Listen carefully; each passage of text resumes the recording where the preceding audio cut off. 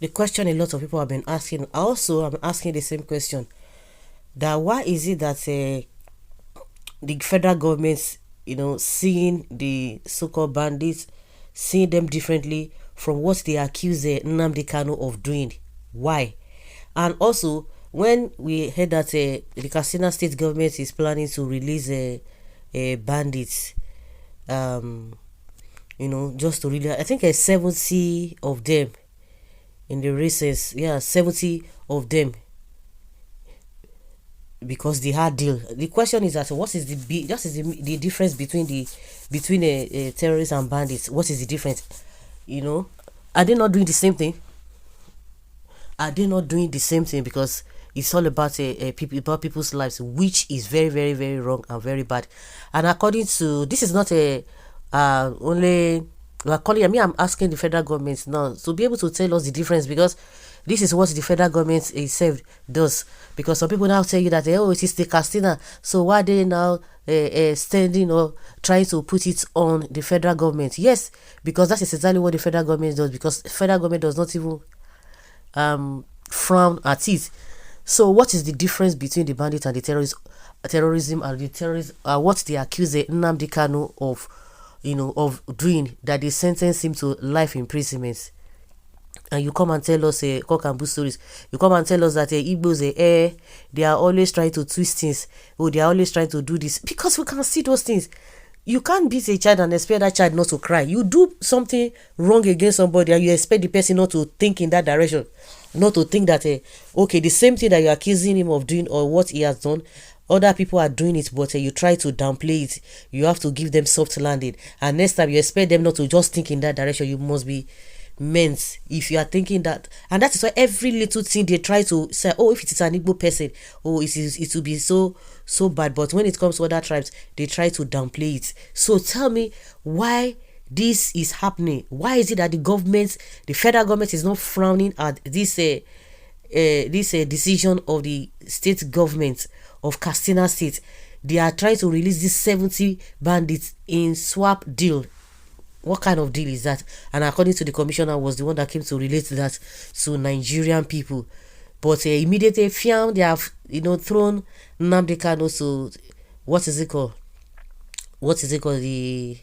Into prison, life imprisonment, just like that, and they are clapping.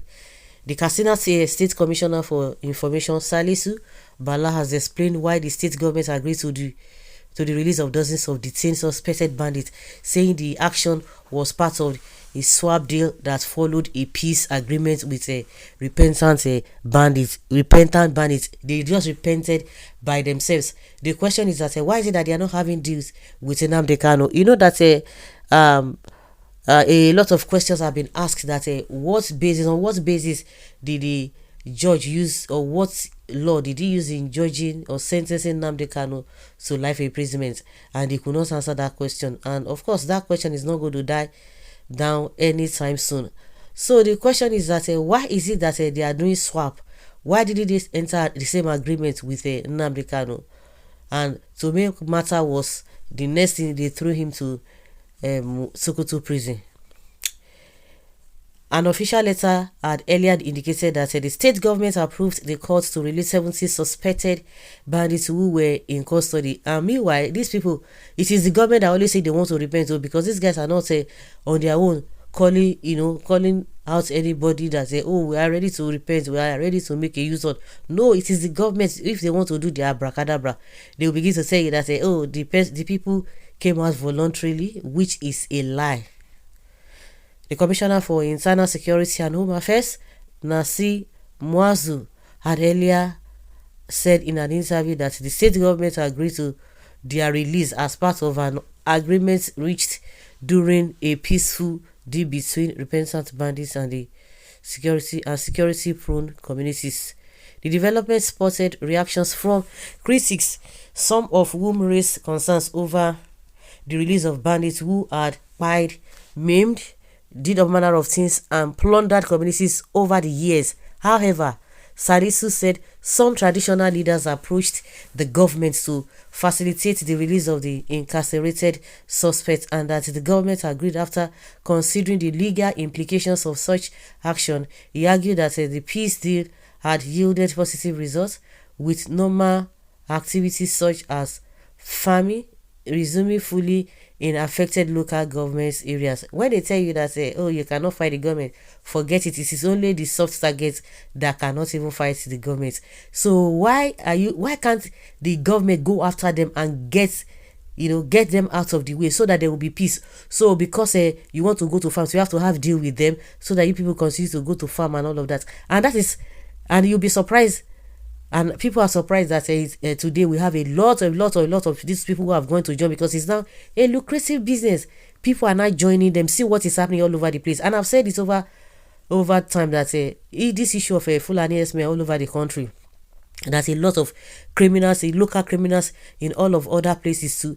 They themselves, they have used that opportunity to come out, because as far as we are concerned, this issue of kidnapping and all of that, it's like the government is not even interested. They are not even paying full detail into this whole thing. They are just even taking it with all manner of simplicity. So how do you think other people will not join? But at the end of the day, everybody is going to be shouting, oh, Fulani herdsmen, Fulani herdsmen. What is happening in Edo State now? You cannot tell me that other criminals too are not using that as an opportunity, because they have seen that the government is not going after these people, so they have to hide under their disguise, because no matter what we say or do, the blame must still go back to the federal government. You can't tell me that. I said it from the beginning. How can, if the federal government is not okay with this, federal government would have frowned about it, but they are not frowning, because that is exactly what all of them do. So you tell me why these kind of people will not want to go into this kind of a thing, because they now see it as a business. Now somebody that is committing, you accuse, are committed the same offense, so immediately you don't even do anything. You wasted his time, 4 years in DSS custody. At the end of the day, you sentence him to life imprisonment, and you are telling us to clap for you that you know what, that it would have been worse than that punishment would have been worse than that, but because of one thing, and you expect us to clap for you. As many, God will deal with everyone who is coming out to mock Nnamdi Kanu, to say he serves him right. You are seeing all of these things, so the government will not do anything. Some of you now say, hey, why is it that? But when it comes to Nnamdi Kanu, you be so strong and be making mockery of him.